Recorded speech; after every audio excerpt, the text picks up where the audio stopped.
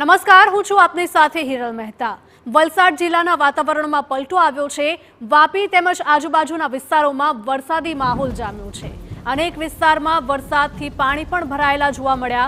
જો કે વરસાદ પડતા વાતાવરણમાં ઠંડક પ્રસરી છે। વલસાડ જિલ્લાના વાતાવરણમાં અચાનક પલટો આવ્યો હતો, એટલે કે દક્ષિણ ગુજરાતમાં હવે વરસાદે એન્ટ્રી કરી હોય તેવું લાગી રહ્યું છે, કારણ કે 2 દિવસથી વલસાડમાં અને આસપાસના વિસ્તારોમાં વરસાદી માહોલ જોવા મળી રહ્યો છે। વાપી તેમજ આજુબાજુના વિસ્તારોમાં પણ વરસાદી માહોલ જામ્યો છે।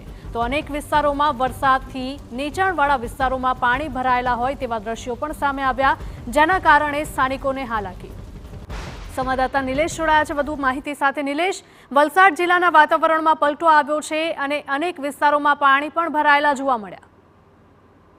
જી હિરલ, જે કંઈક સમગ્ર ઘટનાક્રમ છે વાતાવરણ પલટાના કારણે વલસાડ અને જે કંઈક વાપી વિસ્તારમાં વરસાદી માહોલ છવાયો હતો અને ત્યારબાદ વરસાદ પણ વરસ્યો છે, જેને લઈને વલસાડ જિલ્લામાં જે કંઈક વરસાદી માહોલને પગલે લોકોની ચિંતામાં વધારો થયો છે। ખાસ કરીને 2 થી 3 દિવસ સુધી વરસાદી માહોલ જામ્યો નહોતો અને હવે ફરીથી વરસાદી માહોલ જામ્યો, જેને લઈને કેરી પકવતા અને ડાંગર પકવતા ખેડૂતોમાં થોડો ચિંતાનો વિષય ઊભો થયો છે। છેલ્લા ઘણા સમયથી જે કંઈક કમોસમી વરસાદ વરસી રહ્યો છે અને ખેડૂતોને થોડી તક મળે તો ડાંગર કાપવાની જે કંઈક પ્રક્રિયા શરૂ કરી હતી, પરંતુ હાલ ફરીથી વરસાદ વરસવાની શરૂ થઈ છે, જેને લઈને ખેડૂતો માથે આવીને રડવું પડે તે પ્રકારની સ્થિતિ નિર્માણ થઈ છે। હાલ પણ વાતાવરણમાં પલટો આવ્યો છે અને જે કંઈક વધુ વરસાદ વરસી શકે તેવી શક્યતાઓને પગલે ખેડૂતો ચિંતા મુકાયા છે। જી હિરલ।